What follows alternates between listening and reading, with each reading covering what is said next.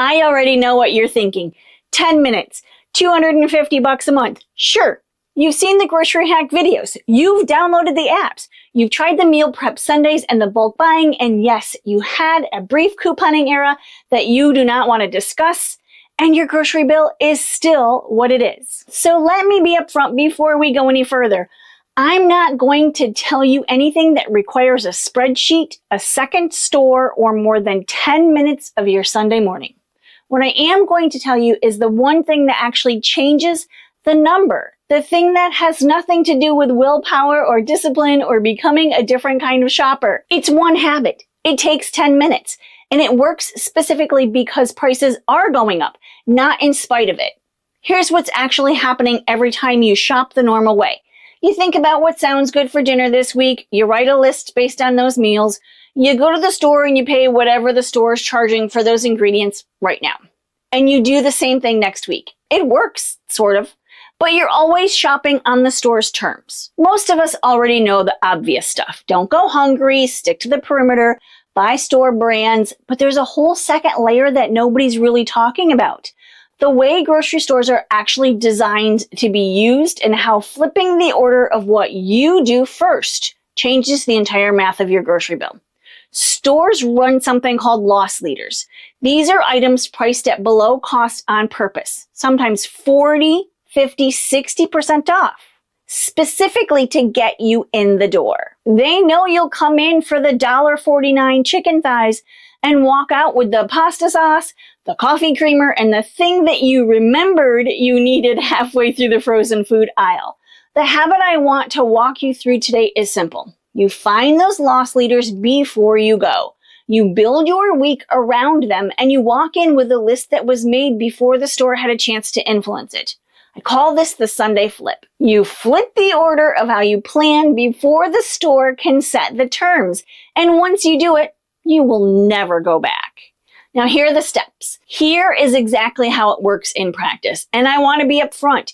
It took me embarrassingly long to start doing this deliberately, given how simple it actually is. Number one, pull up your grocery store's weekly ad before you write your list. You don't need the Sunday paper anymore, and honestly, given what they're charging for a Sunday paper these days, that's probably a good thing. Every major chain posts their weekly specials directly on their website. Kroger, Publix, Aldi, Meijer, they're all there, free, updated every week. And if you want everything in one place, there are apps like Flip that pull all your local store flyers together so you can see every single weekly ad side by side without opening 6 different tabs. 2 minutes, still in your pajamas. I want to be clear that I have fully committed to doing this without getting dressed. And given my deep and sincere feelings about laundry, this is genuinely one of my favorite things about the whole method. Number 2, look for the items with the most dramatic markdowns, not the 10% off items with a red sticker that are basically just the regular price with fancier packaging. You want the ones where the original price is listed and the new price is genuinely startling. Proteins are usually where you find these: chicken thighs, ground beef, a whole pork loin, most of the time on the first page. Sometimes a seasonal produce item, sometimes a pantry staple being rotated out. Write down 4 or 5 of them. Number 3, build 5 dinners backwards from those items. If chicken thighs are $1.49 a pound, that's 3 nights right there. Baked on Monday, soup on Wednesday with whatever broth you have, fried rice on Friday with the vegetables already in your fridge. You don't need a recipe. You need the protein, whatever produce is available that week, and starch you already have at home. My friend Amy told me last year that she used to spend 3 hours every Sunday planning elaborate meals from recipe websites. She could never understand why her grocery bill wasn't going down even when she was being careful. She made the switch to this, building backward from what's on sale. And within about a month, she was spending roughly half of what she'd been spending.